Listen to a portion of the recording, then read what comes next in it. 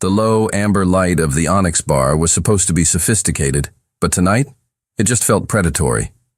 Paige Blake's heart hammered against her ribs, a frantic drumbeat against the cool, smooth jazz filtering through the speakers. Her friend's text message burned in her mind. He's here, with her. Don't do anything crazy. Too late for that. And then she saw them. Tucked into a plush velvet booth in the corner was her boyfriend of 3 years, Charles. And leaning into him, her laughter like tinkling, broken glass, was the woman from his office he had sworn was just a colleague. Her hand was on his thigh, and his was tangled in her hair. It wasn't a friendly chat. It was a final, brutal confirmation.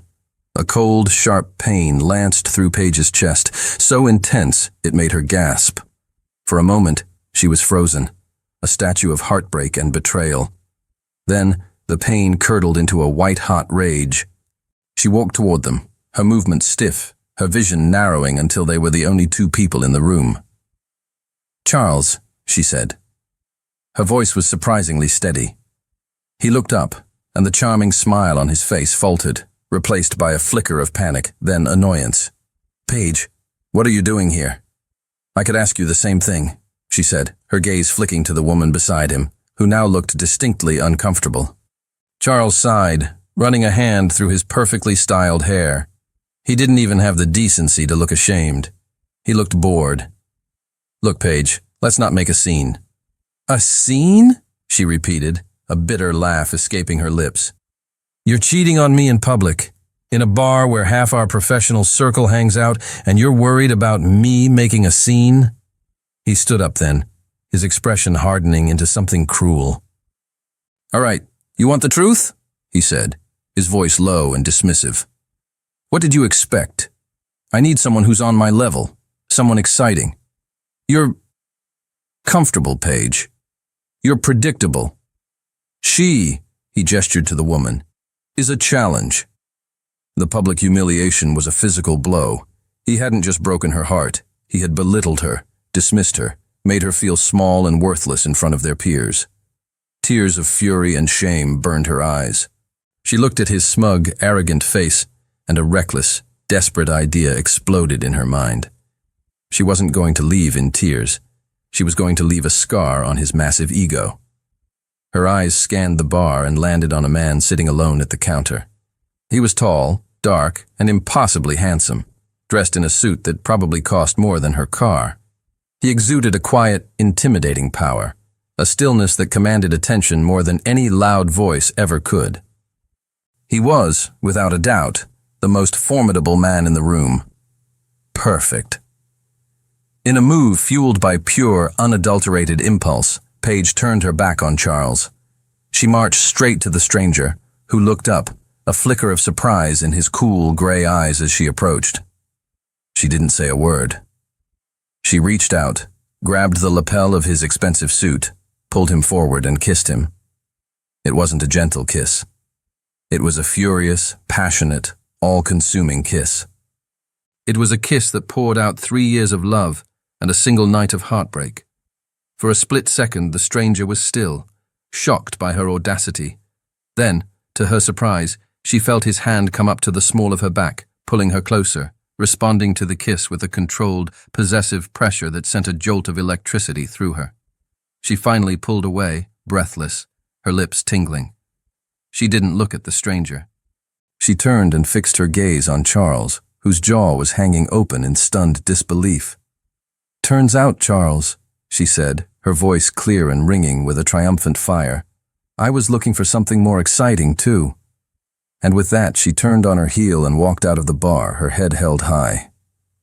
She left behind her shocked ex-boyfriend, a room full of stunned onlookers, and a mysterious, intrigued stranger at the bar, without ever having exchanged a single word with him. Monday morning at Innovate Design Studio was a frantic, caffeine-fueled haze.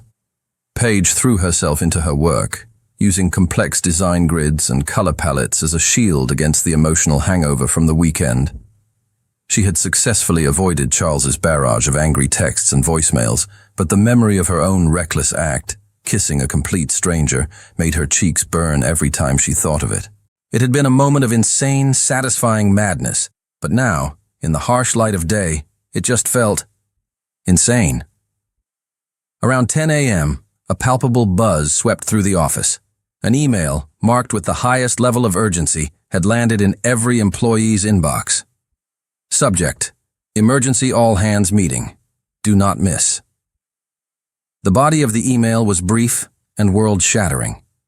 Innovate Design Studio had been acquired. Effective immediately, they were now a subsidiary of the global media behemoth, Harrington Media.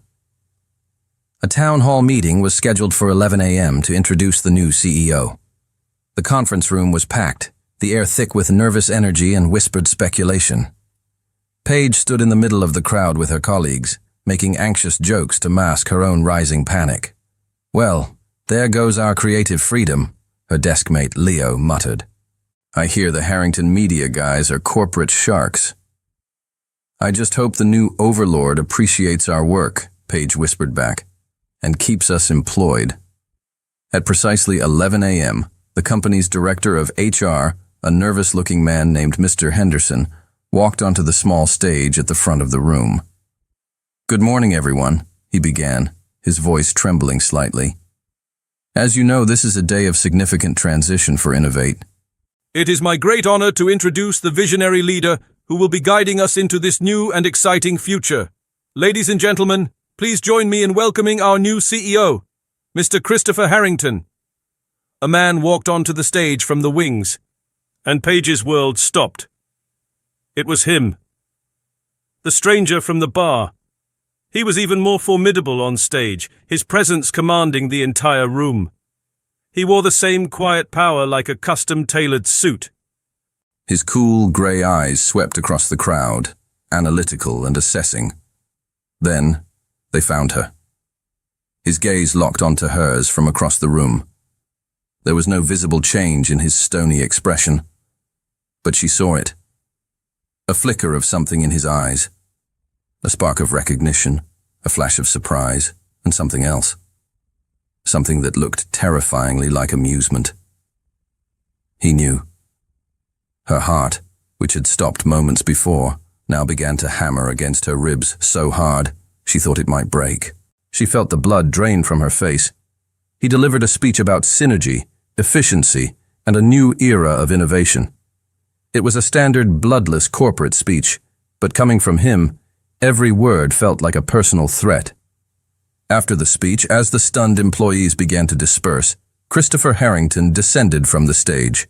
He moved through the crowd like a shark parting a school of fish, his presence silencing conversations as he passed. Paige tried to shrink, to blend into the background, praying he would just walk past. He didn't. He stopped directly in front of her. Her colleagues instinctively took a step back, leaving her isolated, standing before him. "Miss Blake, isn't it?" he said, his voice calm and low, yet it carried an authority that made the hairs on her arms stand up. His eyes, however, were anything but calm. They were glinting with a dangerous, knowing light. "I was reviewing your employee file this morning. Promising talent." He extended his hand. It was not a friendly gesture. It was a command. Numbly, she placed her trembling hand in his. His grip was firm, his skin warm, and the brief contact sent a jolt of memory, of the bar, of his hand on her back, through her. "I'd like to see you in my new office in 5 minutes," he said, his voice dropping so only she could hear. "We have a great deal to discuss about your future with this company." "Hey dear, before we continue, don't forget to hit subscribe and help us grow. Thank you for being here. Let's keep going." The 5-minute walk to the CEO's office felt like a mile-long journey to the gallows. Paige's legs were trembling, her mind a chaotic whirlwind of panic and disbelief. This couldn't be happening. It was a cosmic joke of the cruelest kind. She knocked on the heavy oak door, her knuckles barely making a sound. "Enter!" a calm, controlled voice commanded. She pushed the door open and stepped inside. The office, once the familiar, slightly cluttered space of her old boss, had been transformed. It was now a minimalist fortress of glass and steel, dominated by a massive desk and a panoramic view of the city. Christopher Harrington stood by the window, his back to her, looking out at his new domain. Close the door, he said without turning around. She did as she was told, the soft click of the latch echoing in the silent, cavernous room. He turned slowly, a predator savoring the moment. His face was a mask of cool indifference, but his eyes were dancing with a dark, mocking amusement. "What a performance, Miss Blake," he began, his voice a low, smooth purr. "I must admit, it was the most memorable introduction I've ever had to a new employee." He began to walk slowly toward her, circling her as if she were a piece of art he was considering acquiring. The audacity, the passion, the sheer, reckless impulsiveness of it all, truly remarkable. "Mr.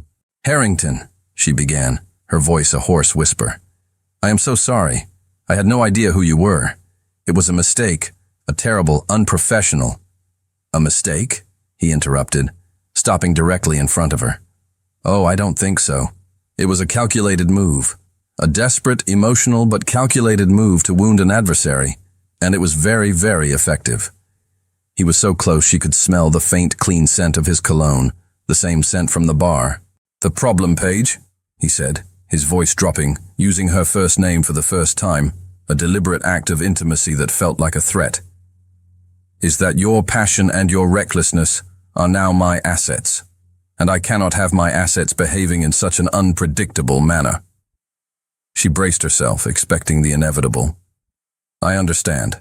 I'll clear out my desk." He let out a short, humorless laugh. "Fire you? Oh no, that would be far too simple. Firing you would mean I don't get to enjoy the delightful irony of this situation, and I do so love irony." He moved back to his desk, a new, dangerous glint in his eye. "No, you're not fired, but your previous position on the junior design team no longer exists." A cold dread washed over her. "What?" "From this moment on, you are my personal design liaison," he announced, the title sounding both like a promotion and a prison sentence. "You will report directly, and only, to me. You will work on all my priority projects. You will be at my beck and call. Your desk will be moved to the anteroom just outside this office." He had her. He had isolated her from her team, from her colleagues, from any semblance of her old work life. He had placed her directly under his thumb, in a position where she would have to see him, interact with him, every single day. "Consider this a unique opportunity, Paige," he said, a slow, predatory smile spreading across his face.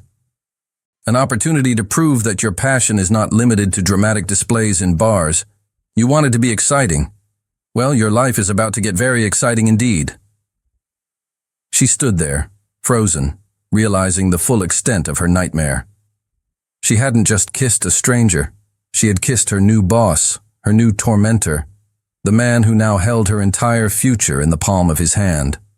Her one-night act of revenge had just turned into a long-term sentence.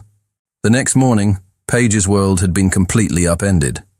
Her desk, once nestled in the noisy, collaborative chaos of the design department, was now located in the silent, sterile anteroom outside Christopher's office. It was a beautiful, lonely island. Her former colleagues would walk past, offering her small, pitying smiles or avoiding her gaze altogether. She was no longer one of them. She was now the CEO's personal design liaison, a title that dripped with suspicion and gossip. Christopher wasted no time in assigning her first project. He called her into his office, the glint of challenge in his eyes. "Your first task is to redesign the corporate logo for Harrington Media itself," he announced, his tone deceptively casual. Paige's blood ran cold. The Harrington Media logo was an institution, a globally recognized symbol of power and influence. Redesigning it was a monumental task, a career-making or career-breaking project of the highest possible stakes.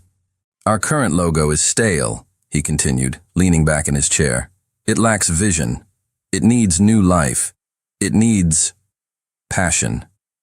He let the word hang in the air, a deliberate, pointed reference to their first meeting. "I want to see your preliminary concepts by the end of the week." It was an impossible deadline. A project of this magnitude should take months of research and development, not 4 days. She knew immediately what this was. A test. A trial by fire designed to make her fail. For the next 4 days, Paige barely slept. She threw herself into the work with a fierce, desperate energy. She filled sketchbooks with ideas, spent hours researching corporate branding theory, and drank enough coffee to fuel a small army. She was determined not to give him the satisfaction of watching her crumble.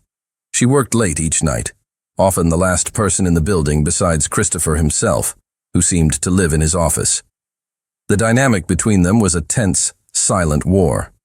He would walk past her desk without a word, but she could feel his eyes on her, watching, assessing. On the final night before the deadline, she was in his office, pinning her final 3 concepts to a large presentation board. It was well past midnight.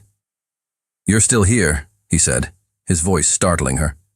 He had been standing in the doorway watching her. "The deadline is tomorrow," she replied, not looking at him, her voice tight with exhaustion and stress.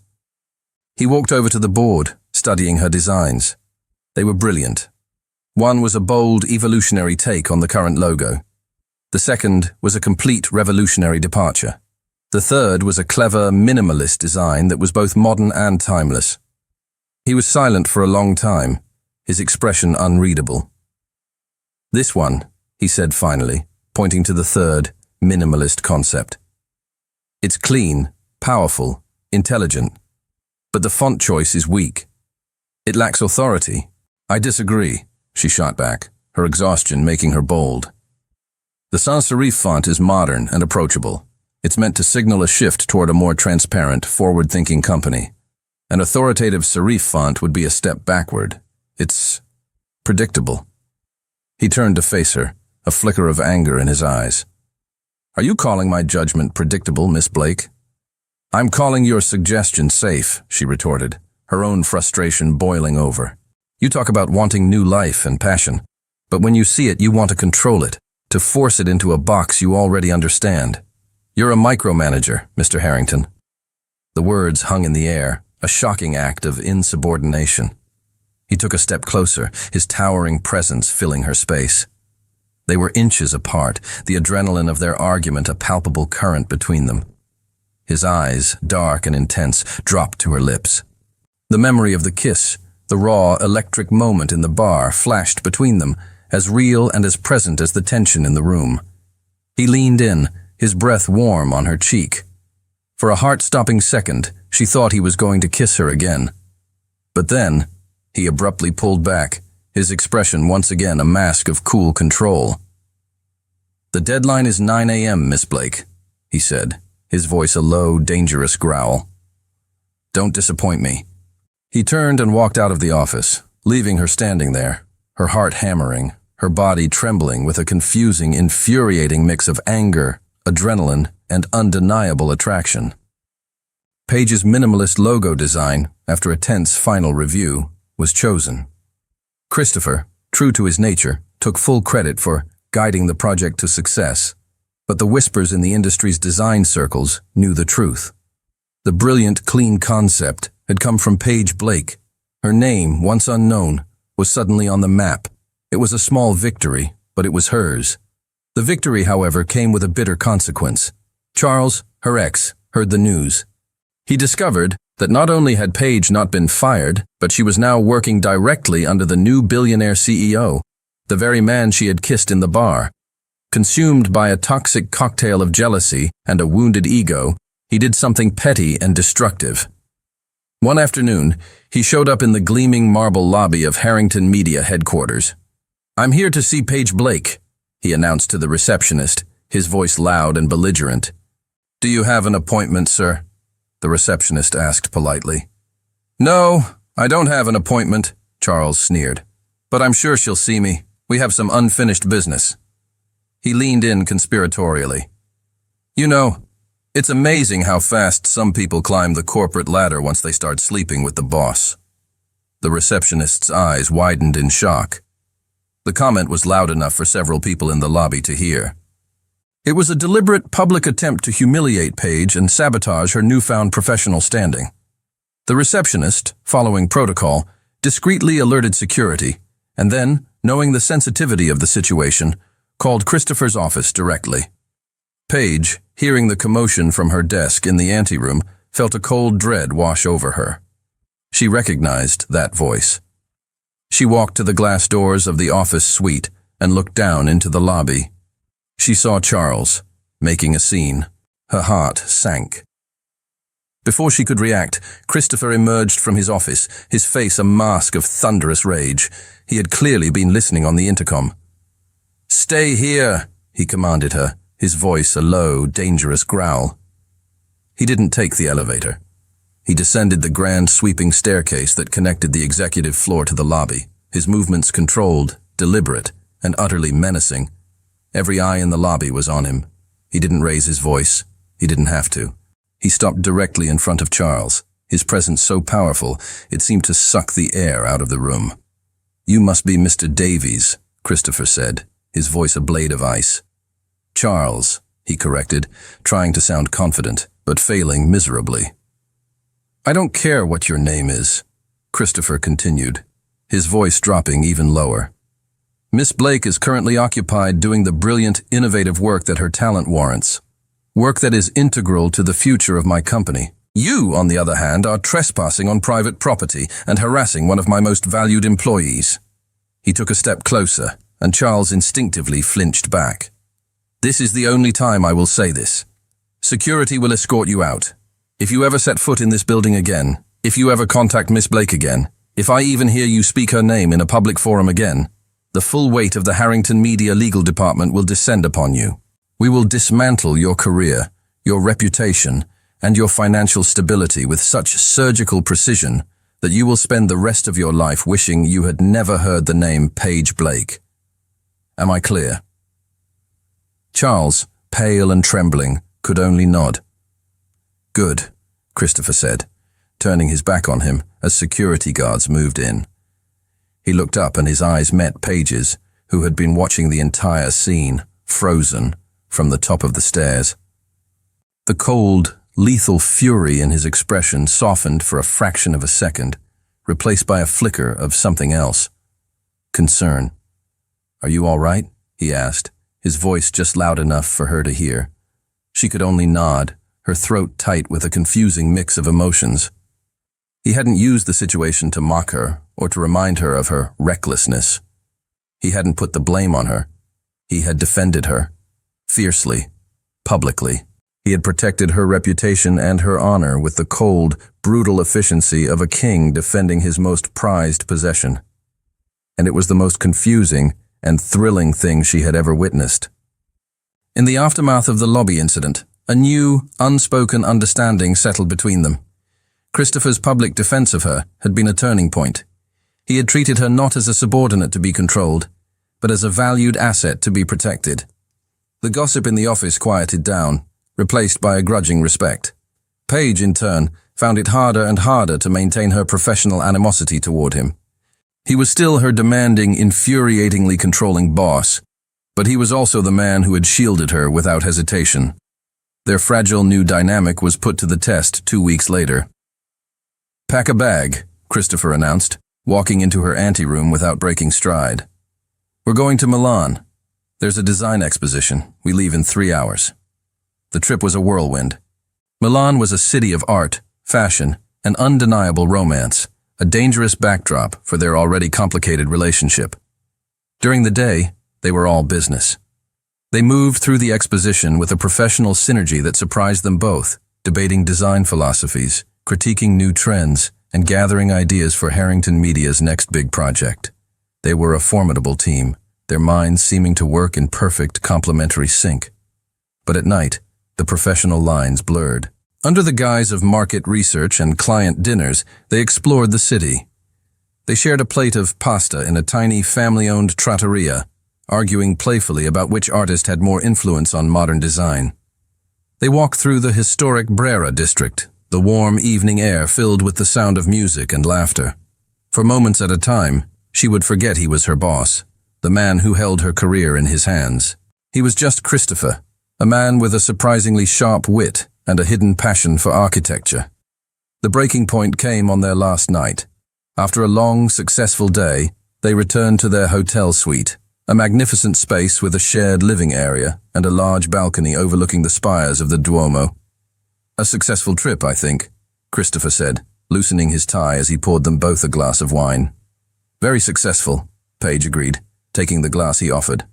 They stood on the balcony, the setting sun casting a golden ethereal glow over the city. The atmosphere was charged, intimate. "Paige," he said softly, his voice losing its usual commanding edge. He turned to face her, leaning against the railing. "I have to ask.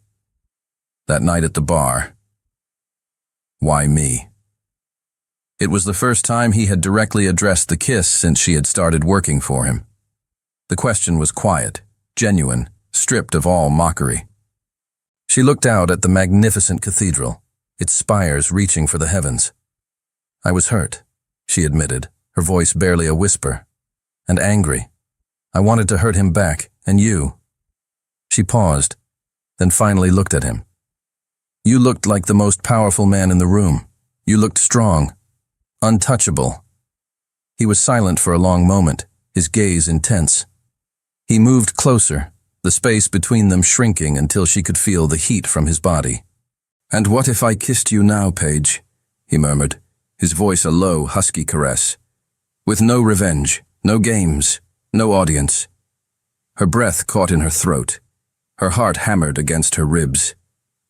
This was it. The moment she had been simultaneously dreading and craving.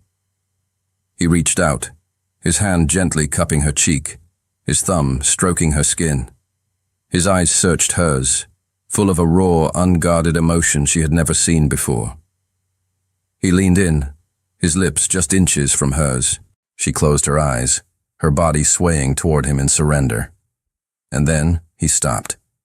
He let out a sharp, frustrated breath and pulled back, dropping his hand as if he'd been burned. He turned away from her, gripping the balcony railing, his knuckles white. "We have an early flight," he said, his voice strained, harsh. "You should get some sleep." He didn't look at her again.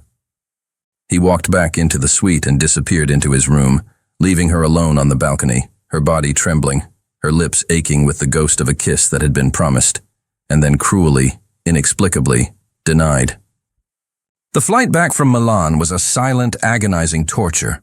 The space between them crackled with the unspoken question left hanging on the balcony. Why had he pulled back? The almost kiss was a ghost that haunted Paige, a constant, frustrating reminder of the impassable wall that still stood between them. Back in the office, Christopher was more distant and demanding than ever. He threw himself back into his work with a vengeance, his interactions with Paige becoming clipped, formal, and strictly professional.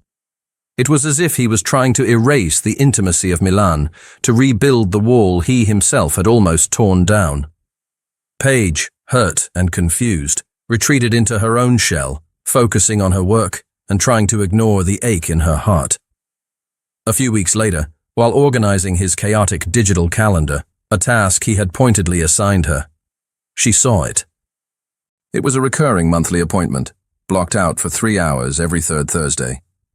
Unlike his other meetings, which were meticulously labeled Board Meeting, Acquisition Call, Tokyo, this one was marked with a single cryptic word, Clinic. A jolt of unease went through her. Was he sick? The thought was a cold, sharp jab of fear she wasn't prepared for. But he was the picture of health, a man in his prime. Maybe it was a routine checkup, but 3 hours every month? It didn't add up. Her curiosity, now piqued, became a low-grade obsession. It was a puzzle, and she was a natural problem solver. During a quiet afternoon when he was locked in a board meeting, she did something she knew she shouldn't. She opened a private browser window and typed the name of the clinic from his calendar into the search bar. The results surprised her. The Westwood Clinic wasn't a hospital or a private doctor's office. It was a high-end, exclusive palliative care facility. A hospice. Her heart began to pound. Why would a man like Christopher Harrington have a recurring appointment at a hospice? Driven by a need she didn't fully understand, she dug deeper. She used the research skills she had honed as a designer to cross-reference public records, charity databases, and old society articles. It took her 2 hours, but she finally found it. An old article from a philanthropic journal detailing the major anonymous donors to the Westwood Clinic. The article mentioned that the clinic's primary benefactor, who had funded the construction of an entire new wing, had done so in memory of his mother, Eleanor Harrington, who had passed away there 5 years prior after a long, painful battle with a degenerative neurological disease. The pieces clicked into place with a devastating clarity: the coldness, the obsession with control, the demanding perfectionism, the way he had looked at her with such raw concern when she was sick, the way he had pulled back from the kiss in Milan, as if terrified of getting too close. It wasn't arrogance, it was armor. He wasn't a man who was afraid of being hurt in a business deal. He was a man who had watched, helplessly, as the person he loved most was slowly, cruelly taken from him by something he couldn't fight, couldn't control, and couldn't fix. His entire life, his entire empire, was a fortress built around the memory of that powerlessness. His obsession with controlling every aspect of his professional life was a desperate attempt to master a world that had once proven to him, in the most brutal way possible, that some things are utterly, heartbreakingly uncontrollable. She leaned back in her chair, the glow of the monitor illuminating her face. The anger and frustration she had felt toward him, the resentment for his games and his control, it all evaporated, replaced by a wave of profound, aching compassion. She wasn't just a pawn in his game. She was a variable he couldn't predict, an emotion he was terrified of feeling again. He hadn't pulled back from the kiss in Milan to punish her. He had pulled back to protect himself. She looked at the closed door of his office, and for the first time, she didn't see a tyrant or a billionaire boss. She saw a man who was still grieving, a man who was deeply, secretly, and utterly alone. The discovery changed the way Paige saw everything. Christopher's demanding nature was no longer a personal attack. It was a symptom of his fear. His emotional distance was not a sign of arrogance, but of a deep, unhealed wound. She found herself watching him with a new, painful empathy, seeing the lonely man behind the powerful CEO. A few weeks later, she noticed the date on her calendar. It was the 3rd Thursday of the month, the day of his clinic appointment. He was a storm in the office that morning, his mood darker and more volatile than she had ever seen it. He was sharp with his subordinates, dismissive in his meetings, and relentlessly critical of her work, finding fault with even the most minor details of a project she had spent weeks perfecting. "This is unacceptable, Paige," he snapped, tossing a design proof onto her desk. "The kerning is off by a fraction of a millimeter. Do it again." The old Paige would have bristled, would have fought back against the unfair criticism. But the new Paige understood. This wasn't about the design. This was about the day. This was about a pain he didn't know how to process. He dismissed everyone early that afternoon, his face a grim, unreadable mask. "I have an appointment," was all he said. Paige watched him leave, a powerful, protective instinct rising in her. She knew he was going to the clinic. She knew he was going to face the ghosts of his past, alone. And she couldn't let that happen. She stayed. Hours later, long after the sun had set and the office was a dark, silent tomb, she heard the private elevator chime.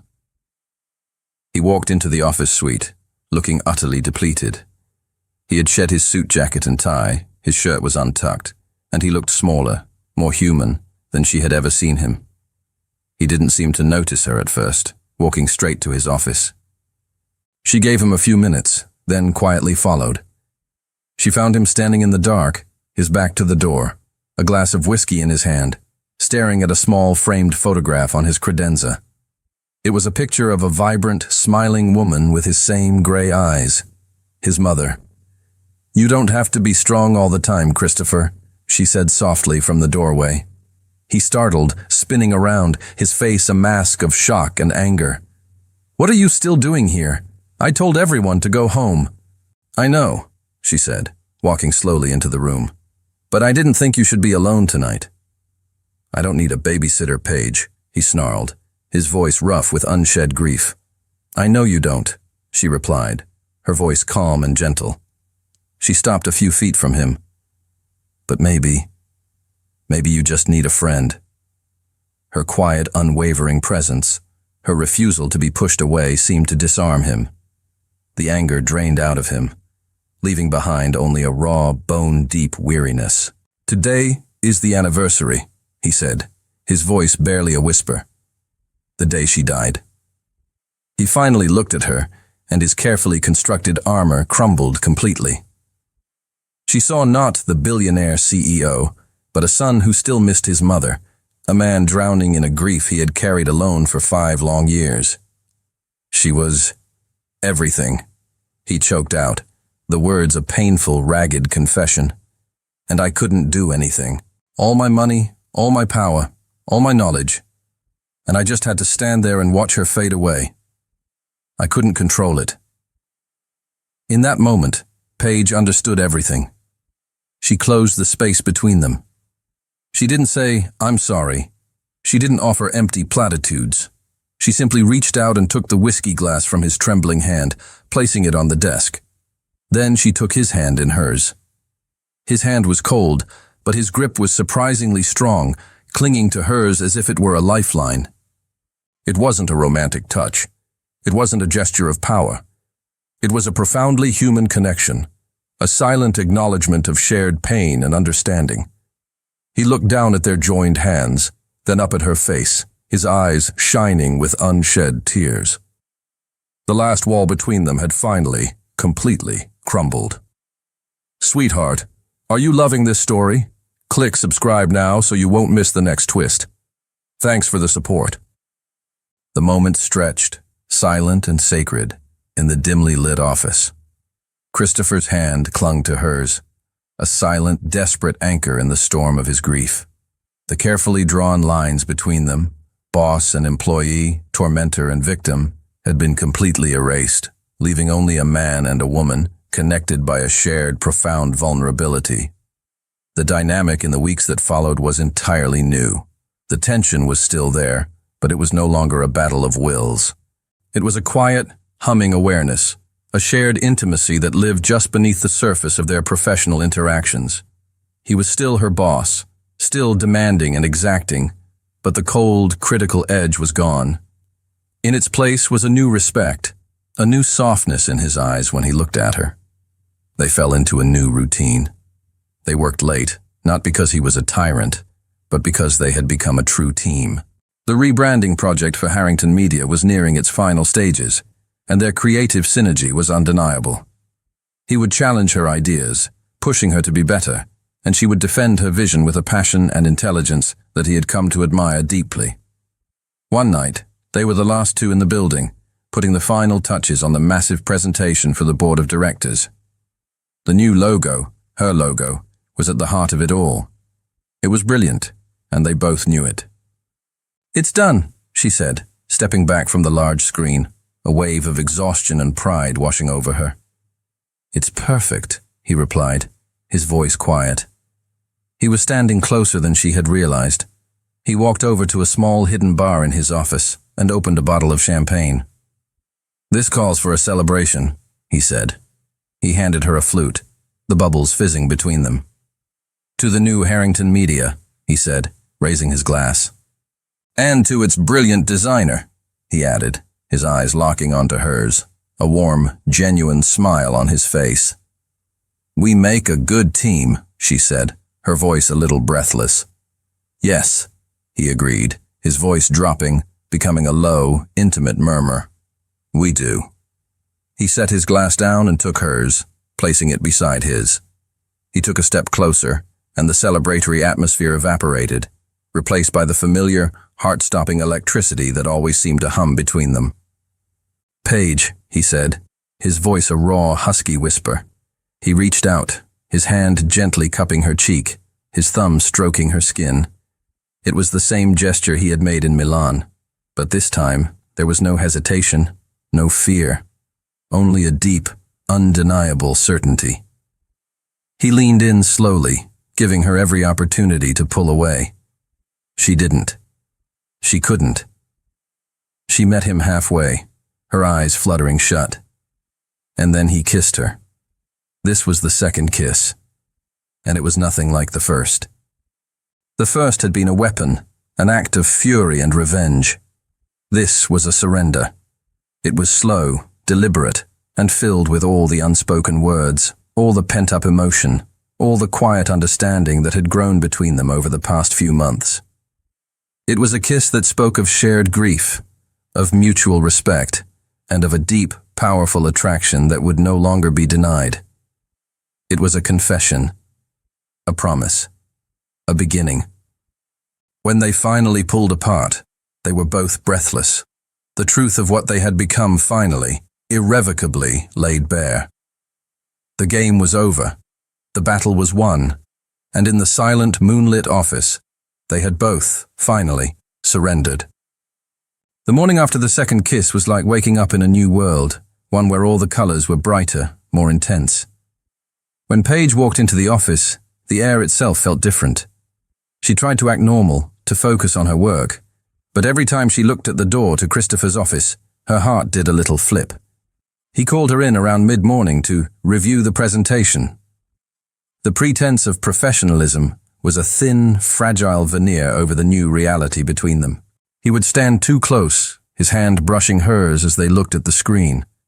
She would catch him looking at her, a soft, private smile on his lips. The tension that had once been a battle was now a thrilling, secret current that flowed only between them. But secrets, in a corporate environment, have a short lifespan. It didn't take long for the office to notice. The change in their CEO was too dramatic to ignore. The cold, intimidating Mr. Harrington was gone, replaced by a man who smiled, who seemed more relaxed, more human. And the only person who seemed to be the recipient of this new warmth was his personal design liaison. The whispers started almost immediately. They were quiet at first, speculative, but they soon grew louder, uglier, fueled by the jealousy of those who had been passed over. Paige's former department head, a man named Mark, who had always been resentful of her direct line to the CEO, was the primary instigator. "It's obvious what's going on," he would mutter to his team by the coffee machine. "She slept her way to the top. That logo design? I bet he gave her the idea." The rumors spread like a virus, poisoning the atmosphere. Paige's hard-won success was being rewritten as a sordid office affair. Her talent was being dismissed, her brilliant work attributed not to her mind, but to her supposed relationship with the boss. Colleagues who had once been friendly now gave her cold, judgmental stares. Her lunch invitations dried up. She was isolated again, but this time it was worse. Before, they had pitied her. Now, they scorned her. The final blow came after the board presentation. The rebranding was a monumental success. The board was ecstatic, praising the new, modern direction. Christopher, in his speech, gave Paige full and public credit for the design. "The vision and brilliance behind this new logo belong entirely to Miss Blake," he had announced. But his praise backfired. In the eyes of her colleagues, it wasn't a validation of her talent. It was a confirmation of her special status. Later that day, she overheard Mark talking to a group in the hallway. "Of course he gave her credit," he sneered. "He has to keep his little pet happy." The crude, dismissive comment was a physical blow. It invalidated every late night, every ounce of creative energy, every bit of her hard work. She realized with a sickening certainty that as long as she was in this building, under his authority, she would never be seen as anything more than the boss's girlfriend.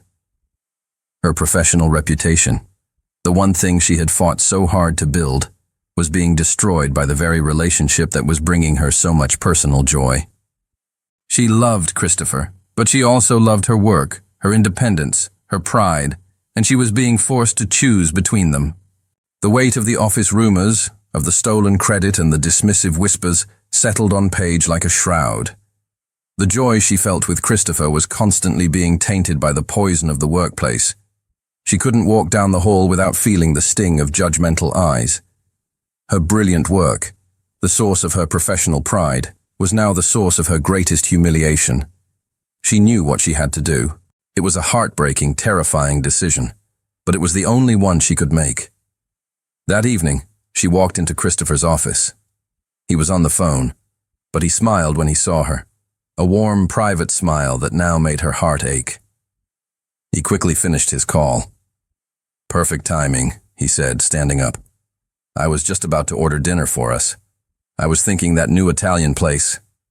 "Christopher, we need to talk," she said, her voice quiet but firm. The smile on his face faded, replaced by a look of concern. He saw the pain in her eyes. "What is it? What's wrong?" She took a deep breath and placed a white envelope on his desk.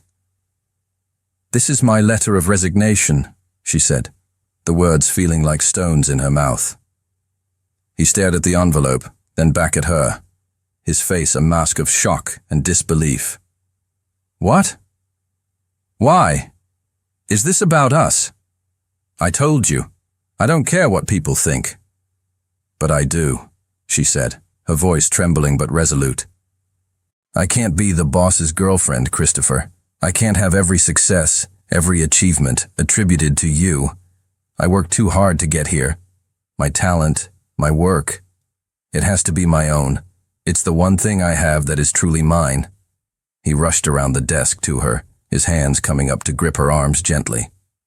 "Then I'll protect you," he said, his voice desperate. "I'll fire them. I'll fire Mark. I'll fire anyone who disrespects you. I'll make it clear that you earned your position."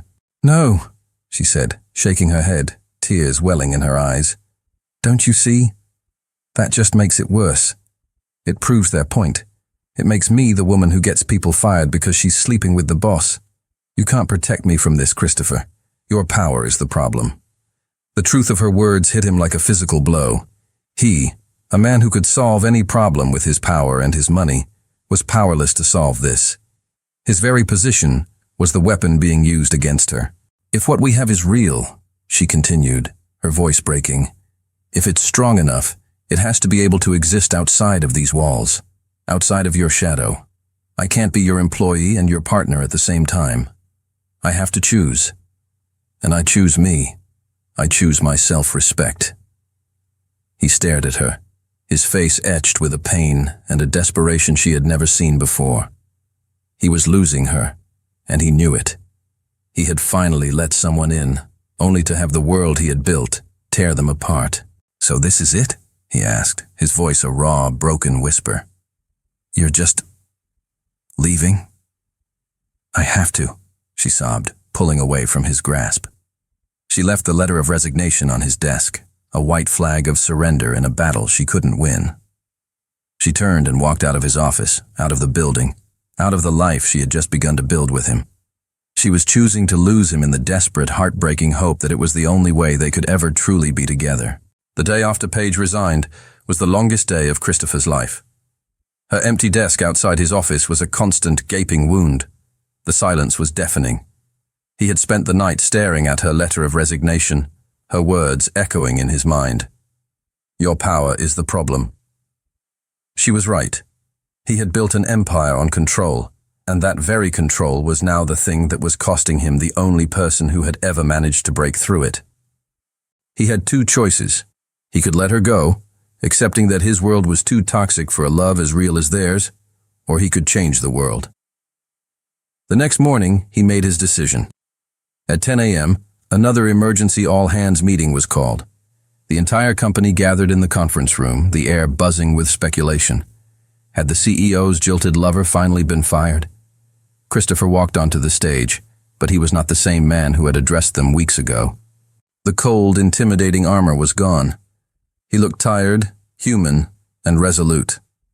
"Good morning," he began, his voice quiet but firm, commanding the room's attention. "I've called you all here today to address the recent departure of Paige Blake." A murmur went through the crowd.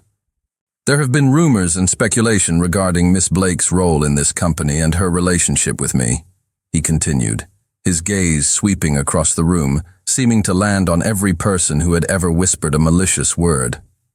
"Let me be perfectly clear.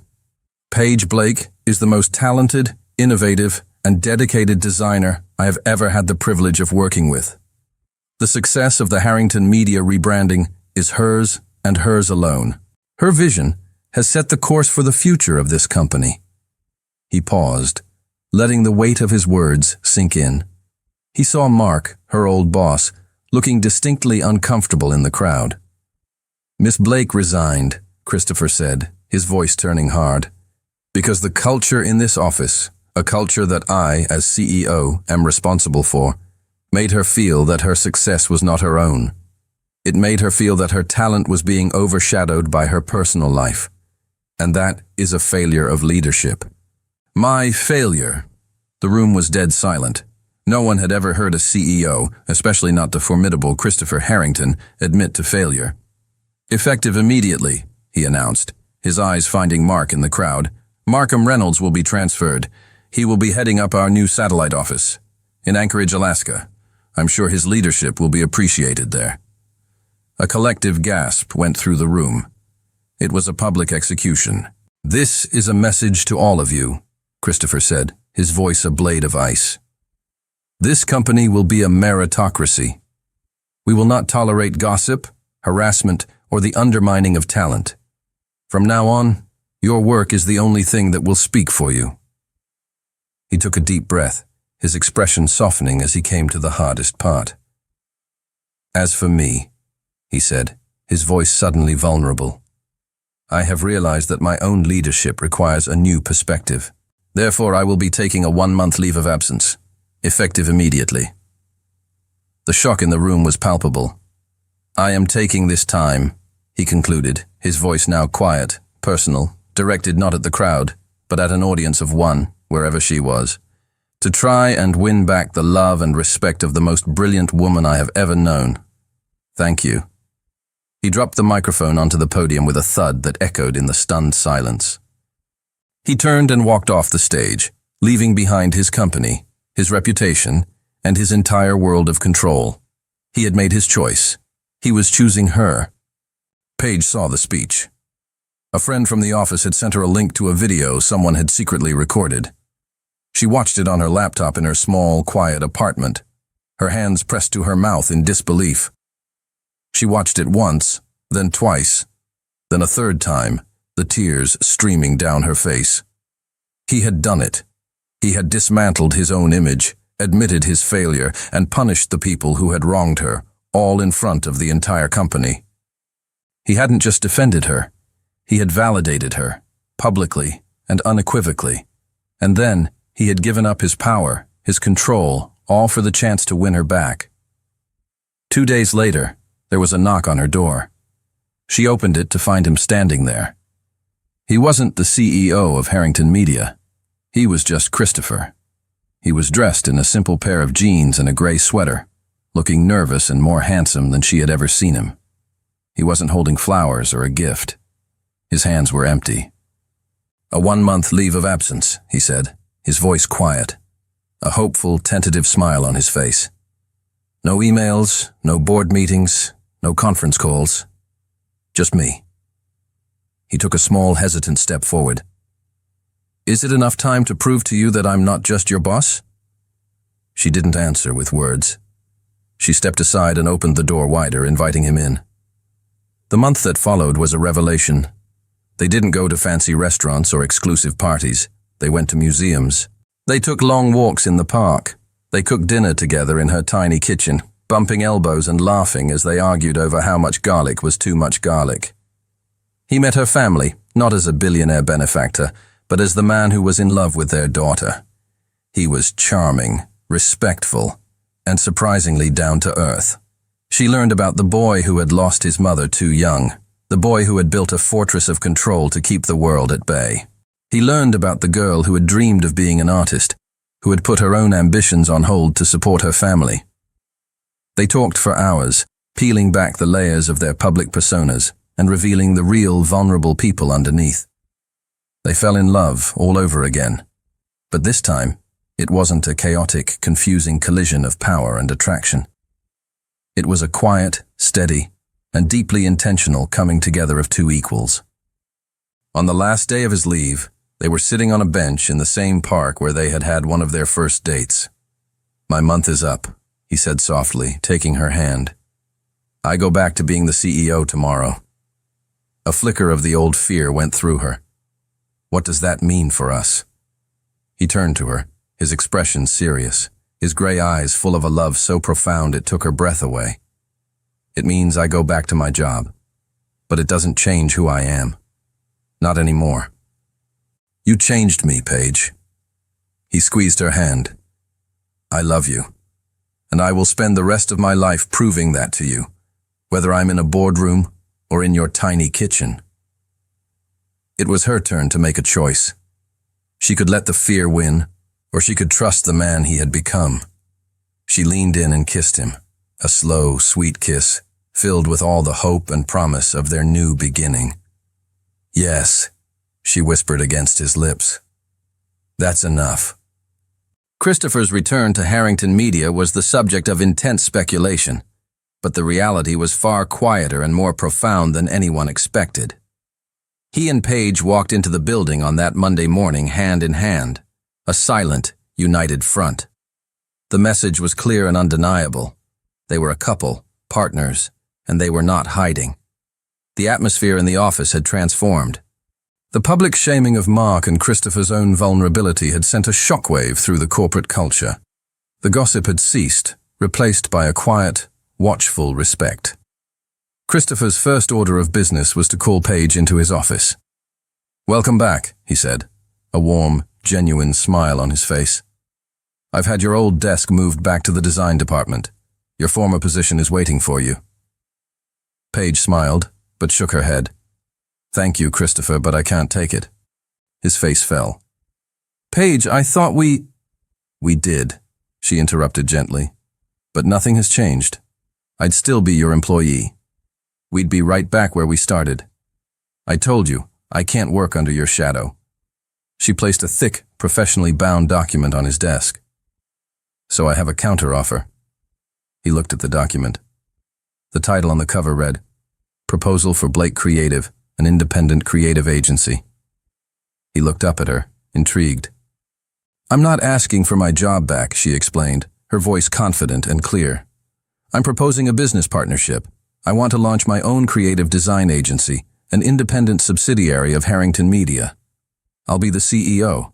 I'll build my own team, manage my own clients, including Harrington Media, and run my own P&L. You won't be my boss. You'll be my primary investor and a partner on the board." He read through the proposal, his expression shifting from surprise to profound admiration. It was brilliant. The business plan was meticulous. The financial projections were ambitious but realistic, and the vision was clear. She wasn't asking for a handout. She was demanding a seat at the table, a kingdom of her own alongside his. He looked up from the proposal, a slow, proud smile spreading across his face. He had fallen in love with her talent, her fire, her refusal to be controlled. And now, she was using all of those qualities to forge her own path, to meet him as an equal. "You're not asking me to hire you," he said, the admiration clear in his voice. "You're asking me to invest in you." "I am," she confirmed, her chin held high. "I'm asking you to bet on me, not as your girlfriend, but as a businesswoman." He stood up and walked around the desk to her. He didn't look at her like a CEO assessing a proposal. He looked at her like a man who was utterly in awe of the woman standing before him. "It's the smartest investment I'll ever make," he said. He extended his hand. "Congratulations, Madam CEO." She took his hand, a brilliant, triumphant smile on her face. They shook on it, not as boss and employee, but as partners. Then, he pulled her into his arms and sealed their new business deal with a kiss, a celebration of the new, equal partnership they had just forged, in business and in life. 1 year later, the offices of Blake Creative were a vibrant, chaotic hub of innovation. The space, which occupied an entire floor of the Harrington Media Tower, was the complete opposite of Christopher's minimalist fortress. It was filled with color, music, and the loud, passionate arguments of talented designers. And at its center was Paige. She stood at the head of a large conference table, leading her team through a final presentation for a major new client. She was no longer the timid girl in the corner. She was a leader, confident, respected, and brilliant in her own right. Her agency had become a resounding success, one of the most profitable and critically acclaimed subsidiaries under the Harrington Media umbrella. Christopher walked in quietly at the end of the meeting, not as the overarching CEO, but as a proud, supportive partner. He leaned against the doorframe, a soft smile on his face as he watched her command the room. The respect and admiration between them were a quiet, powerful current that everyone in the room could feel. Later that evening, they stood in her office, which had a view that rivaled his own. On a shelf behind her desk was a sleek, modern trophy, a prestigious National Design Award that Blake Creative had just won for their Harrington Media rebranding campaign. Who would have thought, she mused, tracing the cool metal of the award with her finger, that a desperate, vengeful kiss in a bar would lead to all of this? He came up behind her, wrapping his arms around her waist and resting his chin on her shoulder. "I would," he whispered in her ear. "It was the best investment I ever made." She laughed, leaning back against his chest. "I thought I was just a promising talent you were taking a risk on." "You were never a risk, Paige," he said, his voice a low, serious murmur. "You were a sure thing. I just had to be smart enough to get out of your way." She turned in his arms to face him, her eyes shining with a love that was now steady, deep, and sure. "I'm glad you did." "Me too," he said before leaning in to kiss her. They were not just a couple in love. They were a power couple, an empire of two, built not on a contract of convenience, but on a foundation of mutual respect, shared ambition, and a love that had rewritten all the rules. Our story ends here, sweetheart, but many more are waiting for you. Subscribe.